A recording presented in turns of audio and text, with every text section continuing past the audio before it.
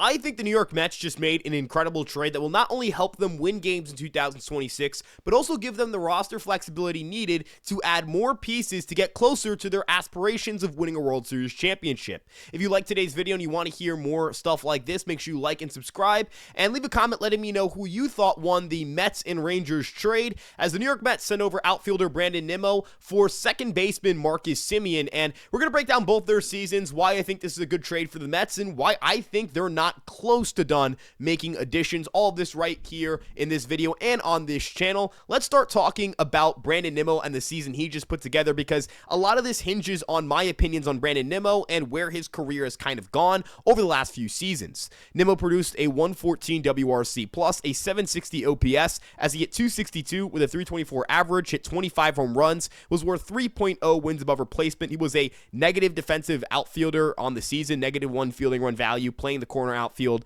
+3 defensive runs saved, but overall just not a great year from Nimmo, and it's a year where he regressed offensively from his peak years. Now in 2024, he was a worse hitter than he was in 2025, but the expected OPS has gotten worse for Nimmo. His ability to generate damage on contact, his walk rate kind of cratered a little bit. He's not necessarily making a ton more contact, but he has struck out a little bit less than he did in 2024. The swinging strike rate is up about a percentage point, so I wouldn't expect Nimmo to be a guy who beats his strikeout rate numbers from his career. He's projected to basically be in line with those numbers. His speed is something that's a real concern for me. I'm not really sure if Nimmo is going to be able to hold up athletically over the next few years. If you look at his sprint speed, it has regressed to the 46th percentile. Last year, he was in the 68th percentile. In 2022, he was in the 84th percentile. So he's gone from one of the fastest players in the league to someone who is not a good runner, not a fast runner, someone who's probably going to project to produce negative base running value for 2026. And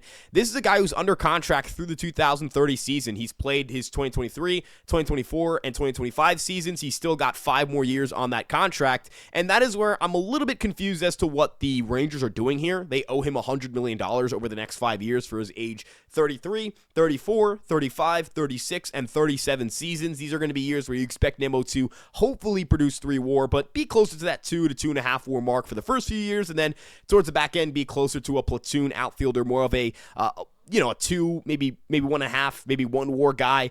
These are all real big concerns if I'm the Rangers, and it's not like he's going from a ballpark that's good for his swing to a ballpark that's better for his swing. He's going from a ballpark that's, solid, about league average for his swing, to one that is really bad for his swing, that being Globe Life Field, which has been awful for left-handed hitters, especially ones who don't pull their fly balls and hit them to left field. Left field is an absolute hellhole for right-handed hitters as well, as we've seen with Marcus Semien, and as we've seen during the Marcus Semien contract, Semien has been a more productive hitter away from Globe Life than he has been at Globe Life. If you look at his numbers since 2022, he has a 313 weighted on base average at home. That is a below average offensive hitter. And then if you look at his numbers away from home, that's a 327 WOBA, which is an above average offensive player. If you look at players since 2022 with a WOBA of around 327, you've got some players that include Jake Fraley, who's got a 105 WRC plus, Wyatt Langford, 115, Ryan Jeffers, 112,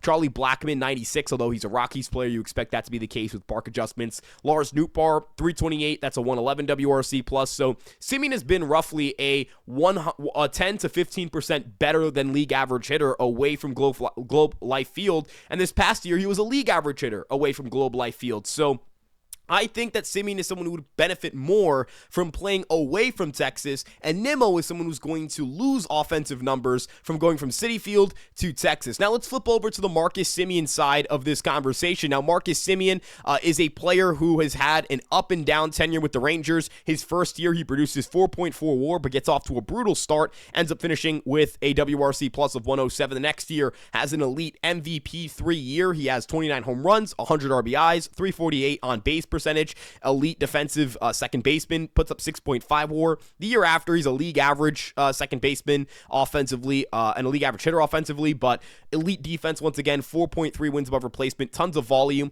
And then this past year, real step back. It's his worst WAR output in a full season since 2017 at 2.1. It's his lowest WRC plus since 2013 at 89. He's never gone below that in a full season. So this was not a good Marcus Semien year offensively. offensively, but he still produced 2.1 wins above replacement in 127 games. He was, for all intents and purposes, a solid starting second baseman, and I think that's a big part of this conversation here. Marcus Semien and what he produced this past year with a 669 OPS was still within one win of what Brandon Nimmo produced this past year at a 760 OPS. Now, Marcus Semien had a 715 expected OPS, Nimmo had a 733 expected OPS, and Semien optimizes his batted balls more than Nimmo does. So what does that mean? Well, Marcus Semien pulls more of his fly balls, and when you pull your fly balls, they tend to overperform. Fly balls hit to the opposite field despite having the same launch angle and exit velocity. That is because when it comes to distance, pulled fly balls get more distance on average than opposite field fly balls, even with the same launch angle and exit velocity numbers. Now, for hitters who have tons of power, Aaron Judge, Giancarlo Stanton, Shohei Ohtani, pulling your fly balls isn't that important. Who cares if a ball to right field hit 400 feet would go 410 feet to left field, because there's no ballpark in baseball where right field is 400 feet and left field is 400 feet. But for guys like Marcus Semien who don't have elite power and have never really hit the ball incredibly hard, where they play is very important. And in Texas, it has been awful for a swing. His swing is not built for Texas. It's built for a ballpark with a shorter left field, and Citi Field, it's not the most ideal hitting condition, but it's certainly more beneficial than Texas is. And Marcus Semien would have had an additional 6 home runs on average per year from 2023 to 2025. It would be 18 total. And if you think that 6 home runs a year doesn't matter if you're playing all of your games in Citi Field versus playing them all, or playing them the way he has the last 3 years, if you don't think that's significant, that is. And I understand you don't play all of your games at one ballpark, but even if you want to cut that number in half, say about 3 additional home runs, that's going from 15 home runs to 18 home runs, from 23 home runs to 26 home runs, from 29 home runs to 32 home runs. The OPS increase is pretty notable there. You're going to see about a 15 to 20 point increase in your overall OPS. If you expect someone to naturally have improvement in their OPS because they underperform their expected marks by a big margin, then you would expect someone who's going to a better ballpark, who had better underlying metrics than their actual results showed, who's projected to be a slightly above average hitter at a ballpark that has not helped their swing over the last few years. You expect Semien to be a median league average hitter. Like, his median outcome is probably a league average OPS, and a league average OPS Marcus Semien is more valuable than a 10 to 15% better than league average hitting version of Brandon Nimmo as a corner outfielder versus an elite defensive second baseman who runs the bases very well. Marcus Semien, again, put up 2.1 WAR in 127 games. If he had played as many games as Brandon Nimmo, he would have had closer to 2.5 or 2.6 WAR. So again, this is a guy who is basically as good as Brandon Nimmo with an OPS about 100 points lower than Brandon Nimmo. That is incredible. That's unfathomable to think about. A player who's so much worse offensively being virtually as good of a baseball player, and Semien's only under contract for 3 more years. He played through 2022, 2023, 2024, and 2025. That's 4 years of his 7-year contract, so 3 more years left. The Mets are going to have a player who I think projects to be a, back-end top 10, maybe closer to top 15 second baseman, and they're trading away a corner outfielder who is in the back end of that top 10. And second base, a more valuable position than a corner outfielder. And it gives the Mets an opportunity to not only have cleared payroll, about $40 million in payroll, or $25 million in payroll for 2 years in 2028 and 2029 and 2030, but it also gives them the opportunity to go out and get a corner outfielder. If the Mets want to go out and bring in Cody Bellinger and have a team where Bellinger's playing left field or center field, Carson Bench playing the other position, Soto at right field, you bring in Pete Alonso, he could be your first baseman, go trade for relievers if you want to let Diaz go. That team is going to be really darn good. And if you look at the Mets projected lineup in that situation, you would have Marcus Semien at second base. I think he'd still lead off Lindor. You could have Juan Soto hitting second, Pete Alonso hitting third, Cody Bellinger hitting fourth. Hitting fifth for you could be someone like Francisco Alvarez. Hitting sixth, Brett Beatty. Hitting seventh, Marcus Semien. Hitting eighth for you, you'd have Jeff McNeil. And hitting ninth, you have Carson Bench. That is one of the best offenses in not just the National League, but in all of baseball. And maybe people disagree with that, but a lot of projection systems would have that as one of the best offenses in the league. Bellinger Semien. They're both guys who you can expect really good defense out of, really good base running as well. The Mets would be one of the best defensive teams in the sport, being able to put Beatty at third with Semien at second and Lindor at short. Even though Alonso's not a great defensive first baseman, he's a really good scooper, and I think that's way more important than any other skill to have at first base with the infield talent they have. Semien and Lindor are going to take so many ground balls and convert them into outs. That's good for guys like David Peterson and Clay Holmes, who are big ground ball pitchers, at least over the last few years they have been. Nolan McLean is a big ground ball pitcher, 61% ground ball rate, a projected 50% ground ball rate this past year. So you could see those three guys overperform their expected ERAs or their projected ERAs because metrics like FIP try to remove defense. Your infield defense would be very good. So for the Mets, again, I think this better fits what their pitching staff needs. This better fits what their team needs, and it opens a door for them to make other additions. Maybe Kyle Tucker's on the table for them, but I personally think they're going to go more defensive-minded.